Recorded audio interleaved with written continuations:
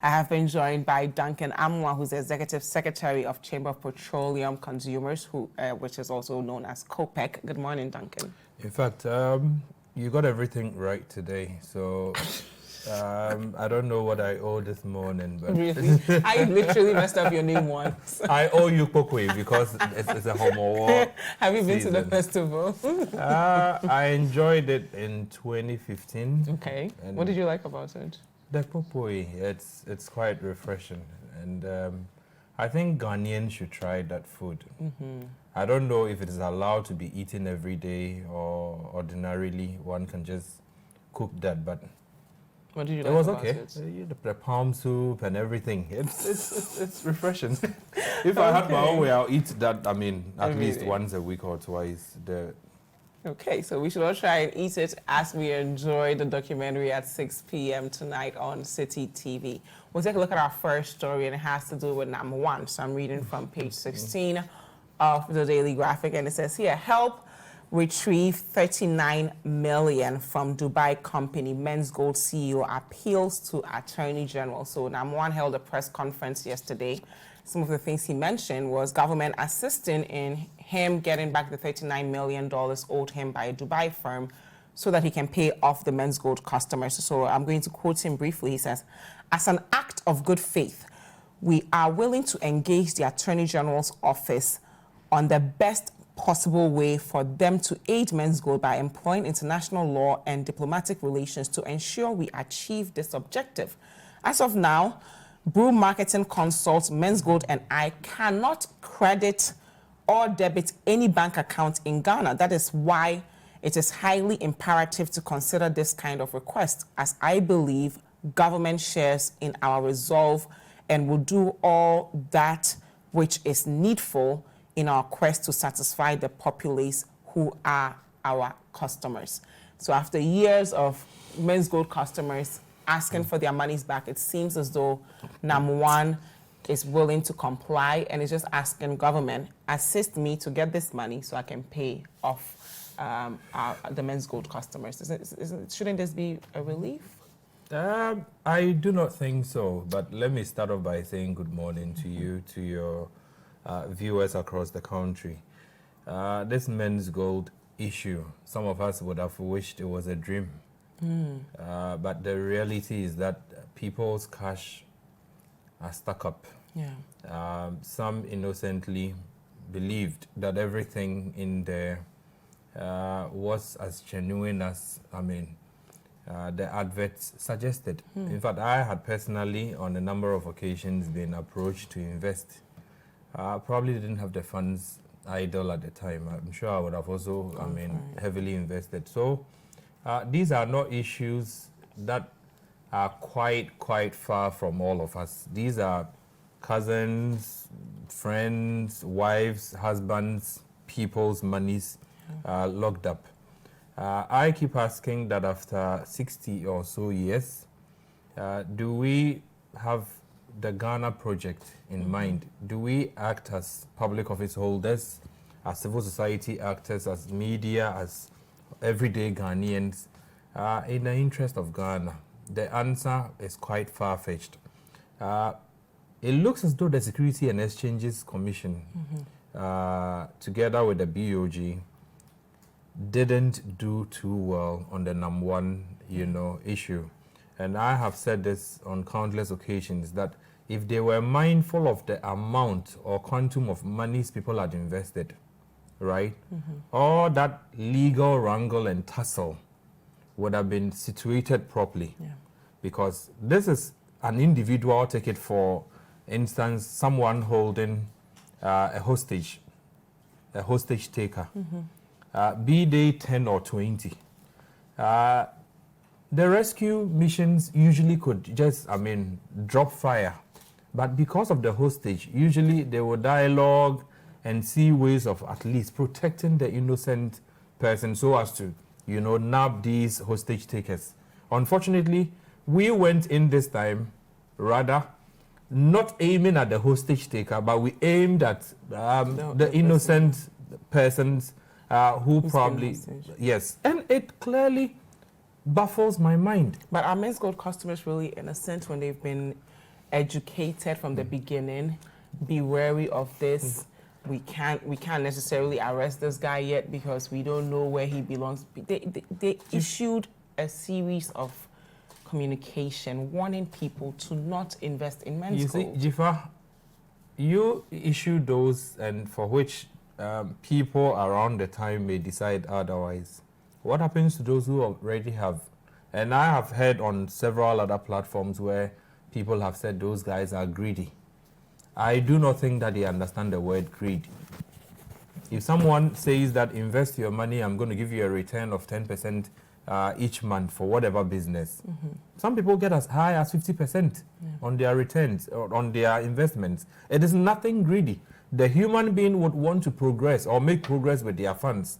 If I sit 10,000 in a bank and at the end of the month I'm given some 87 cedis, and Men's Gold says I can give you 1,000 through gold trading, which at the time had not been falsified though, it only is natural that people will go in with their investments and say, look, I can do something with whatever returns I make, improve my life or get onto another project or do. So greed should not even come in. People had hugely invested. Now, at the time that SEC decided that Men's Gold was operating without that license, right? What was the Bank of Ghana's immediate interest? Was it just to go in and show bravado, go in and collapse Men's Gold altogether and show them you're operating without permits, without being mindful of the fact that people's investments are stuck up? That is why I said in the hostage-taking situation, sometimes even when the hostage takers are 20 and there's one innocent person, you try to negotiate so as to get the innocent person out before you probably will go out in a shootout or something. But don't you think the negotiating process started when they were even called Men's Bank with a, what was it, a K, then they changed it to Men's Bank with a C, then Men's Gold. All of that, one might say, were negotiations. I am quite mindful of all the processes, very mindful. But take your child, for instance. There's an electrical circuit. You place a warning sign, he'll still go to it, you know, until the point you're able to put something around it such that you can have access to it, but he doesn't, right? But you should still be mindful of the fact that there's a child in there. And so you cannot just go on and say, I placed a warning. And so if the child didn't realize, then whatever happens to the child happens. This is a government that should first and foremost serve the interest of the public, not Men's Gold, not number one, not anybody. And so if public funds are invested in there, right, the public have invested funds, I would naturally have expected that we would do all else to secure these funds, right? If it was a way to cooperate with number one and his management so as to say, look, we know as of today there's 8 billion investments in your company. How do you account for these monies? And even if he couldn't account for 8 billion and gave you 5 billion, you would have at least done about 70% of, you know, investment recouping. But it looks as though we just went in and said, look, my friend, you don't have the license, shut down, right? Without being mindful of the fact that people's investments are stuck in there. And so now, I heard the lawyer for some of the aggrieved, Amanda yesterday Clinton, on some network saying... She was actually on Eyewitness News. She does not believe this whole $30 million lockup story. Even exists. Yeah, she doesn't believe it at all. Let me quote her, actually, since we're talking about her. So I'm reading from citynewsroom.com. It says, number one, $39 million locked up in Dubai claim unconvincing. That's coming from Amanda Clinton, who's the lawyer of some of the aggrieved customers. She says on Eyewitness News, he hasn't proven that the money exists. Why hasn't anybody still cited this judgment of the Dubai case? That's what she's referring to. I haven't seen it. And as a lawyer, I have asked for it, but they haven't given it to me. If the government was told that thousands of money from Ghanaians have locked up, why on earth will the government not pursue a democratic approach with an international team and attorney general? So she doesn't believe it at all. You see, and then again, are we now saying that all that number one probably mobilized or mobbed up from the public is the Dubai judgment? Well, he's saying that right now he does not have access to his own accounts. Own accounts because they've been taken over by Yoko. Jifa, so this is money that's available that he can at least begin to pay back if the government will assist. You see, Jifa, I am quite sympathetic to Nana Appiah Mensah. Not because I know him personally or I will anything with him, no. But you see, we went in there with a bulldozer, scattered everything. I heard Amanda yesterday on another program indicate that the accounts she knows are frozen. They can't even probably look at 100,000 Ghana cedis in there. But that's just her, according to her. Exactly. Yeah. So, assuming it's even 1 million Ghana cedis, and number one is now indebted to the tune of 1 billion. Yeah. What happened to all the other investments? Is the gentleman with enough properties around the world such that he will be able to defray this? Are these properties that the government could go for immediately in order to be able to return people's funds to them, right? It doesn't look as though the government is even giving enough information about this whole number one, men's gold situation. So the government is only interested in the criminal aspect, whether he has defrauded or has not defrauded. So number one goes in and the court makes a pronouncement, right? He's defrauded, go to Insawamu 10 years or 20 years or 1,000 years. What happens to the people's monies? That's why I said, in all of this, I do not think the state went in, fully mindful of the implications or repercussions of that action. But are these customers as innocent and perhaps I don't even want to use the word naive because we've had Ponzi schemes upon Ponzi schemes upon Ponzi schemes in this country. There was one that just came up. Was it Loom or something like that? I invested in Loom. Don't worry, we'll talk about that later. So people should be able to spot the signals, Duncan, and know that if it's too good to be true, it is probably not true. But it could be so true let me too. not. So then, if you take that risk, that's on your own.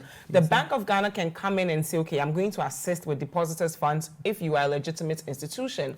And people were aware. You invested in Loom. If it had gone bad, you can't blame the government. It was just for the fun. You see, but I'm saying this on record, that people who invested in men's gold, right, didn't do so believing it's a Ponzi scheme. And yesterday when I listened to Nana Appiah, he explained how their business dynamics worked. And I can put on record again that until SEC and BOG went in there, to collapse or scatter everything, I had not heard a single Ghanaian who had complained that the month had ended and number one didn't pay. But that doesn't still legitimize whatever he was doing. You see, whatever he was doing may not be legal, right? But he may have his own, working mechanism or structure. Something that pays him off to be able to pay the customers as he had pledged. But that still doesn't make it right. No, I'm not. And it would have probably gone down eventually. You see, we cannot be sure. But if you're just circulating we cannot be sure. We cannot be sure. Okay. We cannot be sure because, like I indicated, a gentleman has operated, right?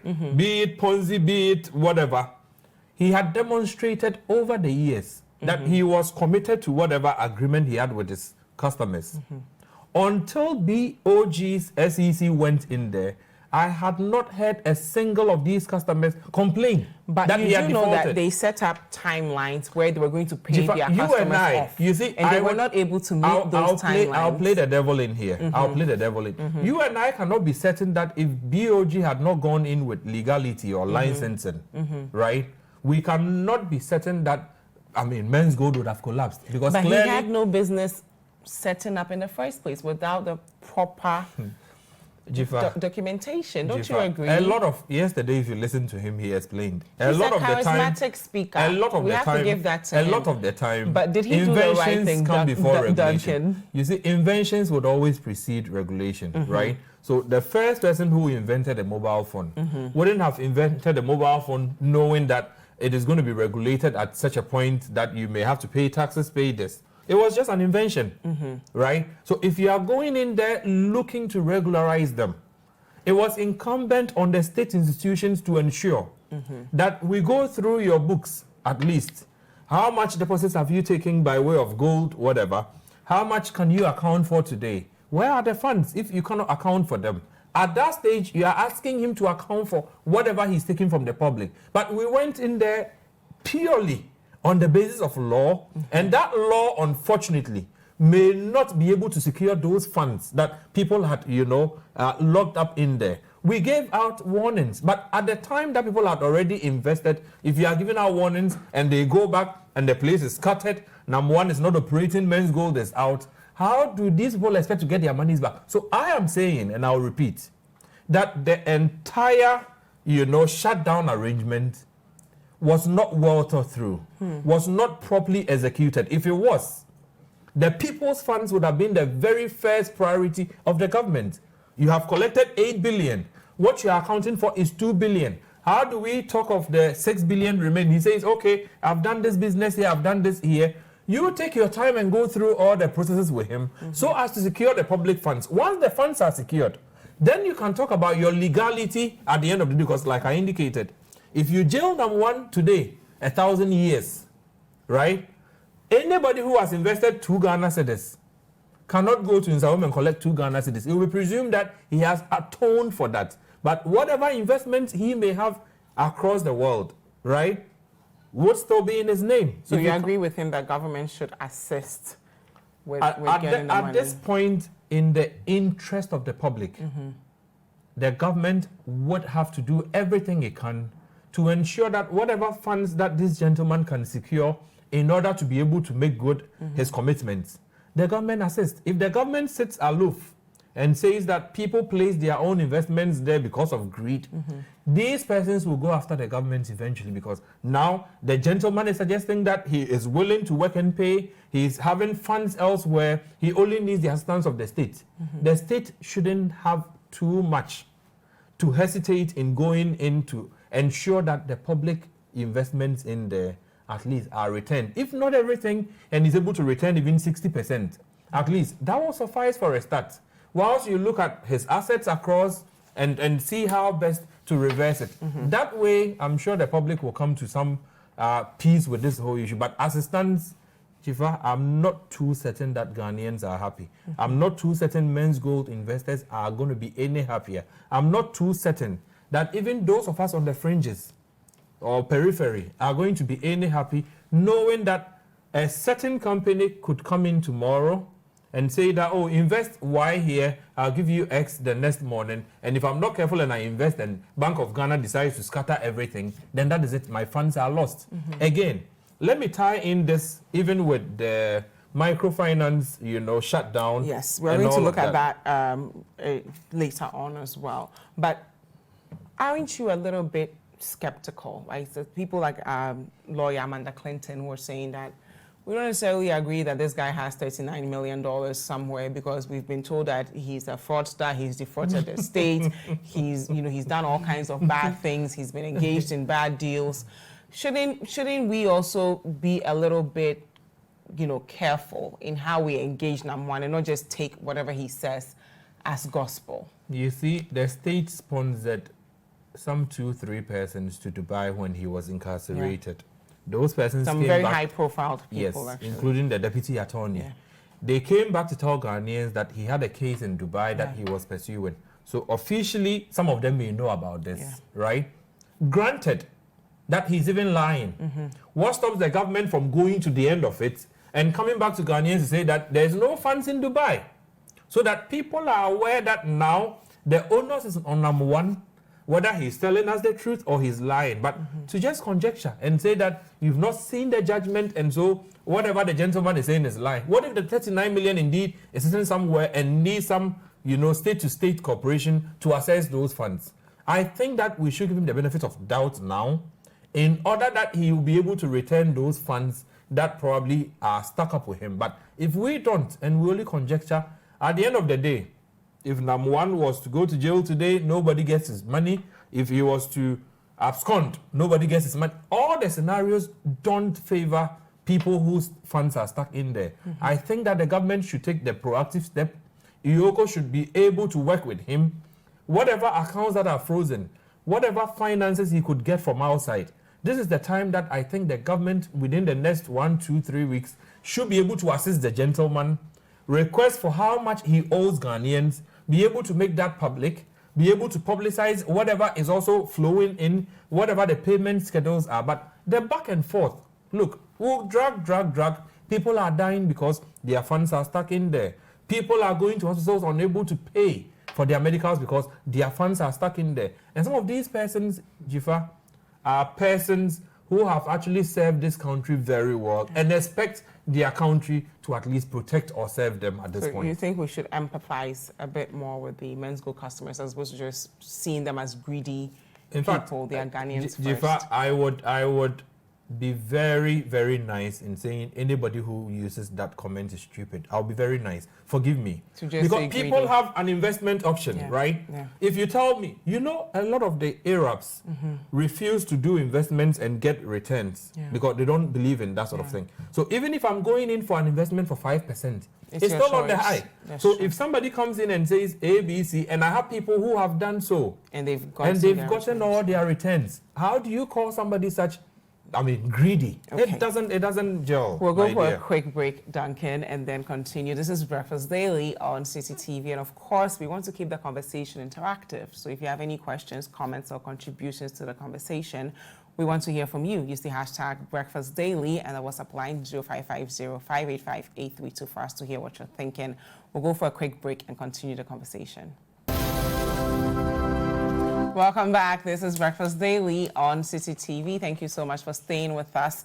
And of course, throughout the conversation, throughout the news review, if you have any contributions we want to hear, use the hashtag Breakfast Daily for us to hear what you're thinking. And the WhatsApp line is 0550-585-832. I still have with me Duncan Amoah, who is the Executive Secretary of COPEC. Before the break, we were discussing Nam1 saying government should assist him to retrieve some $39 million owed him by a Dubai firm.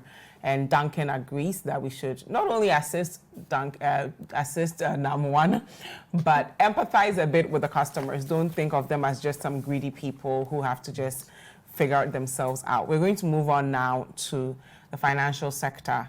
About 23 financial houses and savings and loans companies had their licenses revoked last Friday, and a lot of people are not happy about it, especially some customers of Women's World Banking. So they besieged the company over deposits, and I'm going to read from citynewsroom.com. So it says here, customers of Women's World Banking on Monday morning, which was yesterday, massed up at the Medina branch of the financial institution to demand payment of their deposits. This followed the revocation of the license of the company and 14 other savings and loans companies by the Bank of Ghana. So I'm going to quote some of the customers, and they said here that the government should have at least educated the women.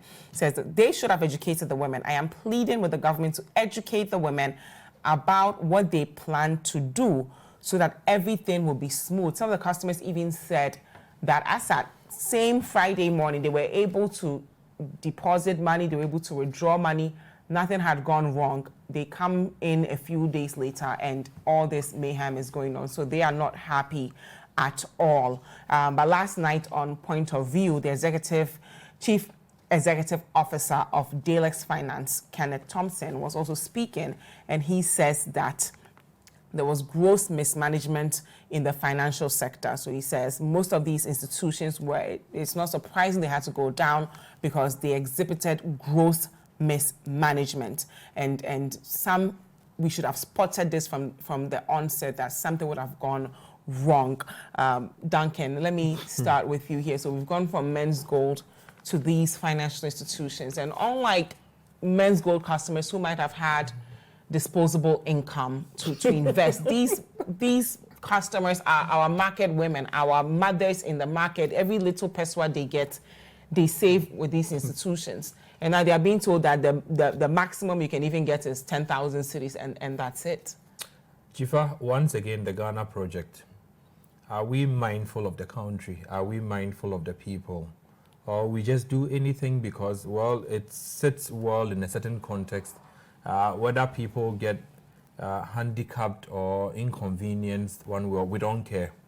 I have followed this developing issue where initially some 9 commercial banks were collapsed.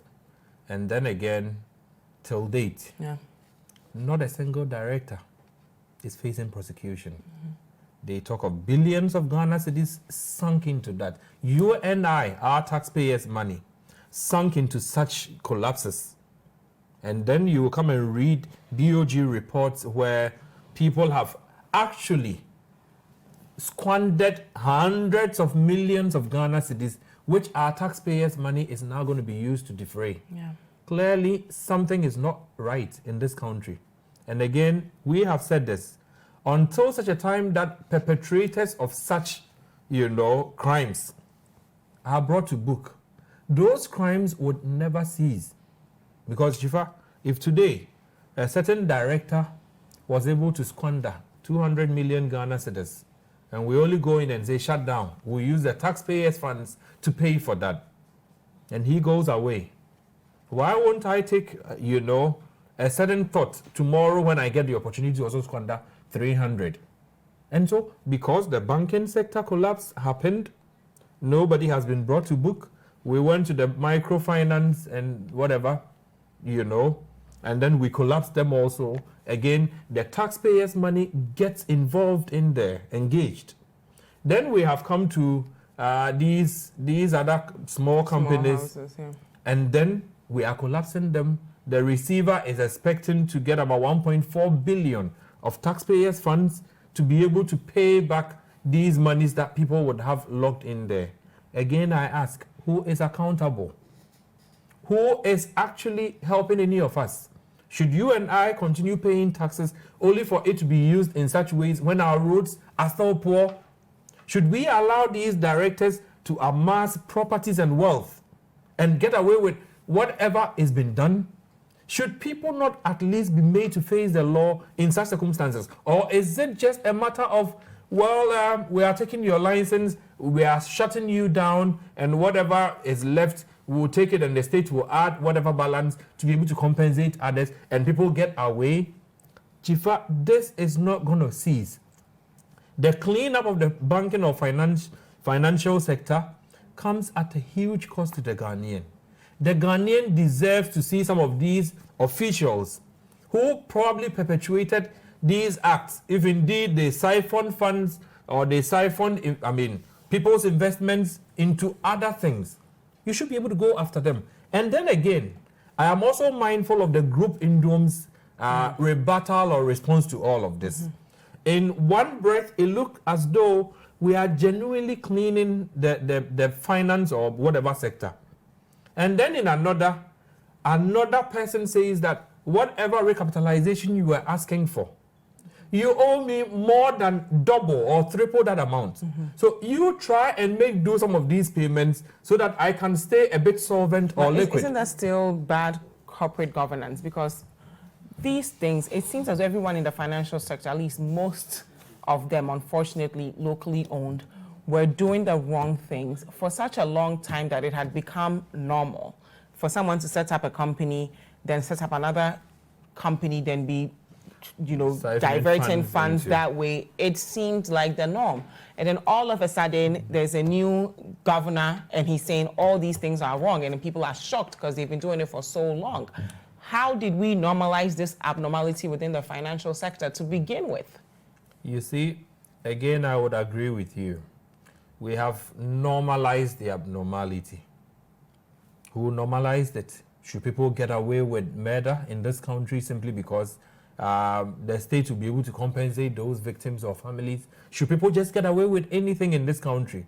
If indeed some people supervised, siphoned, and took investors' funds for a free ride to Morocco or whatever, and then these companies are left, or these financial houses are left in distress, what happens to going after those people's assets, right? Should my taxpayers' monies be used in this exercise when the people who probably superintended over these acts are still around, doing quite well, obviously, and then the taxpayers' funds gets used? And then on the other stretch, right, the balance of the scale is where you have a Group Indom challenging the central bank and the finance ministry that my company is not insolvent.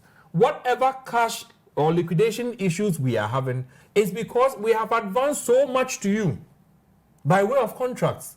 Yes. Can you please make do even 10-20% of these sums so that people's funds that are probably locked up in your own contract execution, we can be able to return them? They are demonstrating about 960 million, right? We're looking for recapitalization of 400 million, which would have made the group Indom Bank still solvent. We say we will not pay them. But that's the same excuse Unibank also gave as well, right? But then there are financial institutions in this country that will not keep on giving monies to government and know that government is not paying me back. Shouldn't they take some responsibility for their actions and not saying, because you have a role to play in my current situation, you can't shut me down? Jifa, we may get to a point where people will be quite careful in contract funding or financing in this country. Why? How so? I do not see any of the commercial banks. So if you listen to Franklin Kujo, my brother, he says that the cleanup has dire consequences on the economy. And he hopes that we are prepared for it, because the unintended and the intended. The unintended is often the more difficult one, because you did not think that people will now begin to shy away from some of these government contracts that will require 2 million cedis, 10 million cedis. Even if you want to build a hospital, government would not raise those monies. You will need to go to the financial sector. And if their monies get stuck up and they show you that these are contracts that have been executed, you have signed on them, please make do these commitments so that people's funds can be returned to them. And the government says no. So on one hand, the government still owes these institutions. The government will still pay Group Indom, right? But at the end of the day, the government comes to use you and I, our taxpayers' money, to offset Group Indom's liabilities. I don't think that that makes any prudent economic management or financial sense. So if you owe these guys, go into a certain negotiation or a certain, maybe I'll pay you in 90 days, right? If there's a way you can raise certain funds, or I'll give you 10% every quarter, then people know that there are funds incoming. But if you lock up people's funds through your own public contracts and you come back to collapse them, that will be the miscarriage of justice anywhere in the world. Especially when Jifa owes me 1,000. And Jifa comes to say that I have to give 200 cedis to this, so I haven't given the 200 cedis. So I'm a risk-averse person. I mean, that is clearly not right. And so, on one hand, some directors have decided to do their own thing. Take out people's investments and invest them as they want, or invest them in luxuries. We should go after those funds. Speaking of going after those funds, I mean, we were here when Unibank shut down lots and lots of We shut them banks. down. We shut a lot of them. But we've still not heard anything about prosecution, right? And is it an issue with our judicial system where it's like it's going to be on somebody's desk for God knows how long, because that whole sector needs to be cleaned up? Why is it that we see a lot of work being done on the side of even the Auditor General, the Governor of Bank of Ghana, but we are not seeing people punished for their actions and inactions? You see, Jifa, that brings us to question as to whether indeed, right, what the Bank of Ghana tells us in their reports or in their collapsing, reports, outends, is indeed true. Of course it's true. Jifa, I mean, they have the facts. If it is true that indeed some people have made illegal transfers. I mean, we're in this country when people start banks, they open all sorts of things. When the banks go down, every other thing seems to suffer as a result. If these institutions were operating on their own, they should still be fine, no? Exactly my point. So if people are doing the wrong thing, and if people have really diverted investors' funds, as is being alleged, as is being told to us from the BOG, it is incumbent on the same BOG to ensure that the AG prosecutes these people immediately. In fact, crime is crime. It doesn't matter who commits it. That's why the last time we were here, I was asking, do we have two sets of laws for Ghanaians? Well, Nam one is being punished for his actions. Is there one for Nam 1, and is there one for other banking directors who probably have diverted public funds or people's investments, and today the taxpayers' monies would have to be used to pay for those things? If those guys exist and are not known angels or spirits or ghosts, and we can go after them, Jifa, we collapsed the bank somewhere in February, March, right? 6 months down the line, Nothing has happened. We have not heard government even pushing any of them to court to recover 600 or 300 million so that whatever we are spending in this cleanup exercise, something could be returned to public chest. Nothing. So people get away with murder, right? Then we go onto the street and say someone has stolen a finger of plantain. 20 years. Clearly, are we serious as a Ghanaian society, as a government, as a structure, to fight people who take public funds for granted? And like I indicated, so two sides. People have taken funds that doesn't belong to them to do their own thing.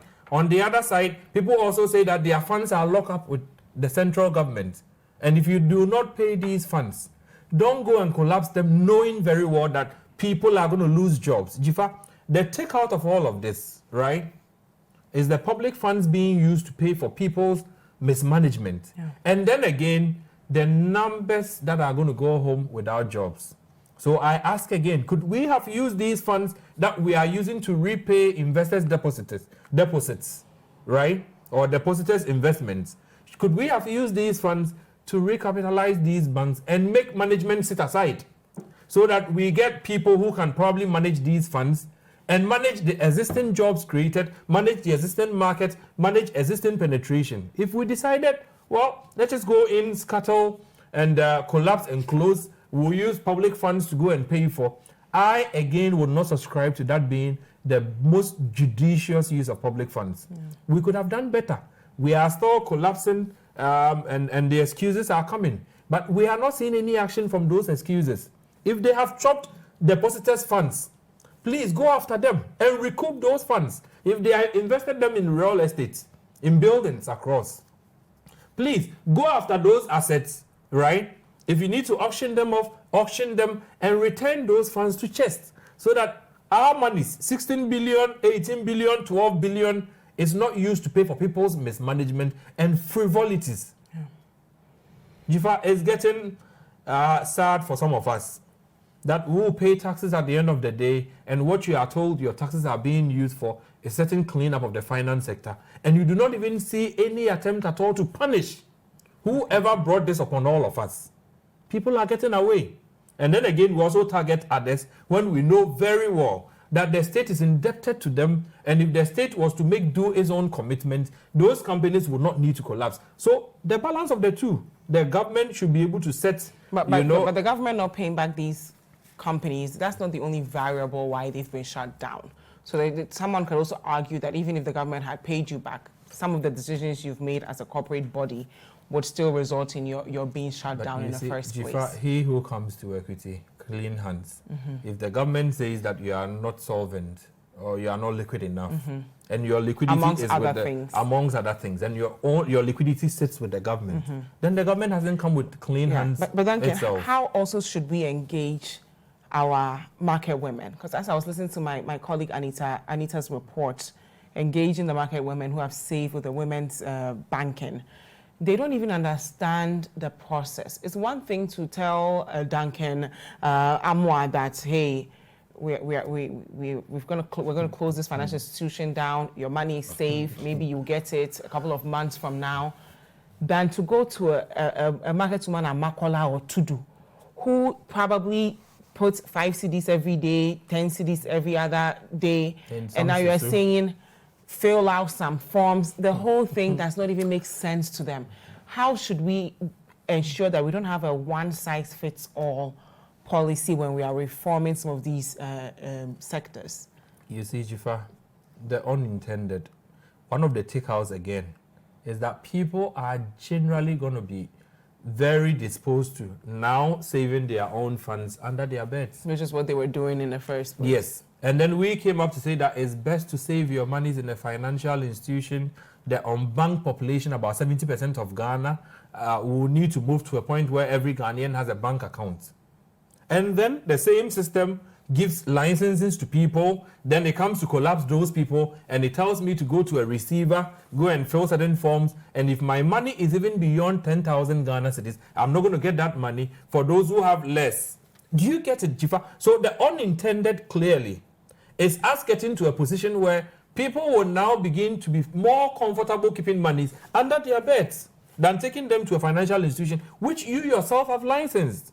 Because if you talk of number one, they contest that he is not licensed. If you talk of these institutions, they have been duly licensed to carry out, mopping up of people's investments. And when they are done investing, then you will come and say they have abused the funds, so you are shutting. I should go to a receiver. The unintended is that people are going to be a lot more comfortable hereafter, rather saving under their pillows than taking them to a financial house, because you do not know whether the directors in there are misusing or misapplying these funds. And we allow it to continue. Those directors are still working free. That is my problem. If any director has misapplied my investment, why should the government come in to pay when the director still has assets that could be used to defray those bits? They should go after them so that Ghanaians will know that whatever little we also had to add up to be able to, clean up the sector is worth it. But if people are getting away with murder, please don't go and arrest the table pen thief, whatever that means. So let's take a look at our final story here. 40 Ghanaians deported from US, 12 from Saudi Arabia. I'm reading from page 5 of the Finder.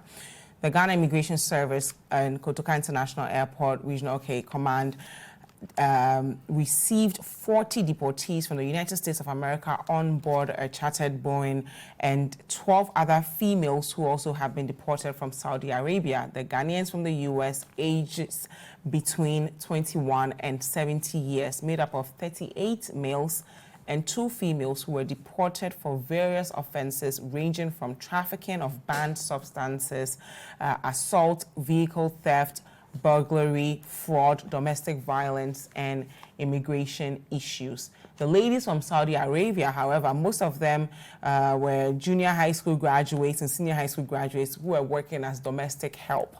And they even talk about how the people they were helping or working for, really abused them while they were there. And now that they are back home, let's talk about immigration a bit. How do we solve this issue of Ghanaians going abroad through illegal means, getting deported back, and the likes? Every year we hear stories of people going, especially women going abroad to work as maids and someone abusing them.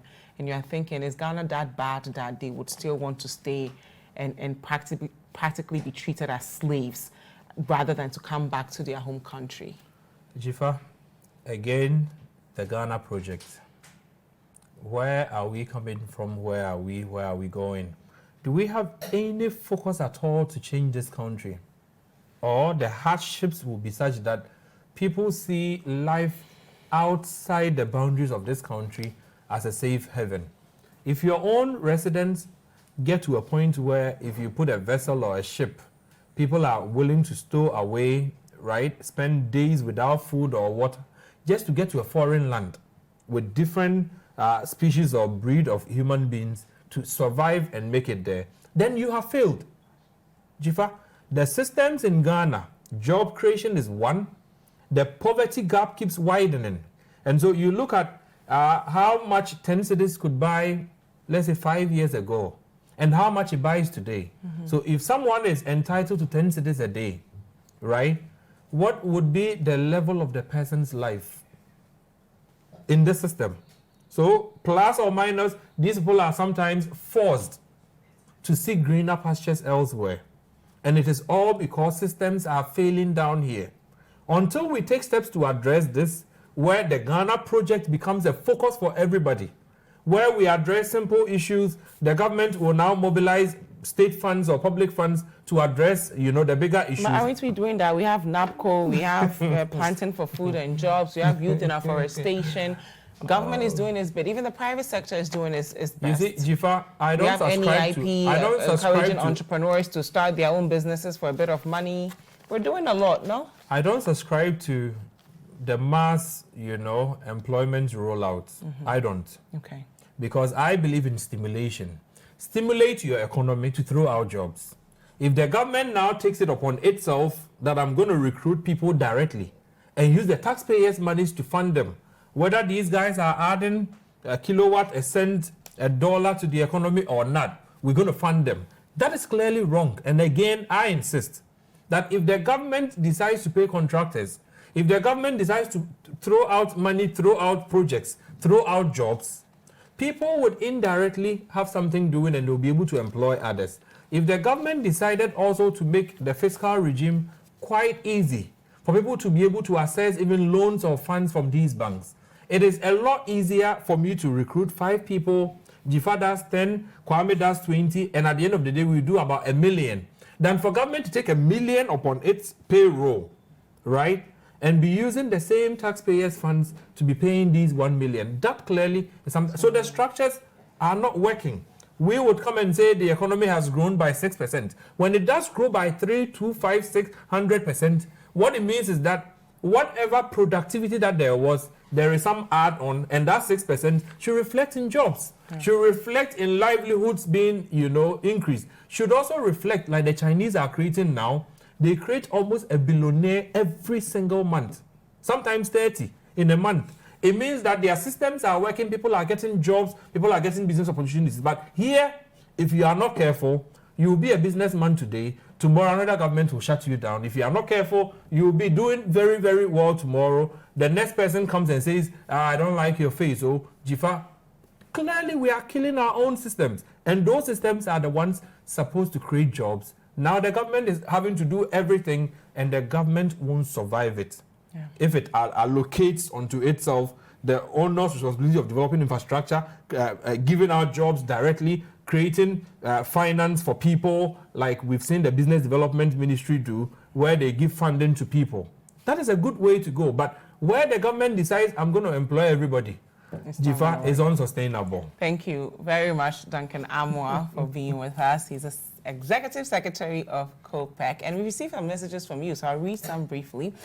Clinton from Kumasi, we are appealing with the government to assist Nam1 to retrieve his money and also unfreeze his account, because the man has been suffering too much. He should also think about the customers, because we are also citizens of this country, so he is the government.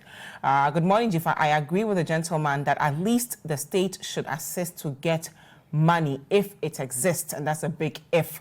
However, if I choose to invest in an investment with 120% pay, when the most you can get in any financial institution or investment company is 15% interest, then tell me you are not greedy or still otherwise. Okay, it's coming from Nana, from Amasaman. People are getting 200% on investments. And that's a risk they're taking. Please tell the government that if they need to pay their overnumbered appointees, they shouldn't use our deposits. Okay, this is from Abena.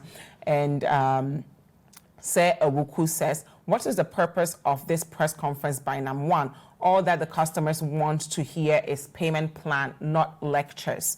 Everything is referring to microfinance institution. What about the microcredit institutions under liquidation? Some light should be thrown on that aspect as well.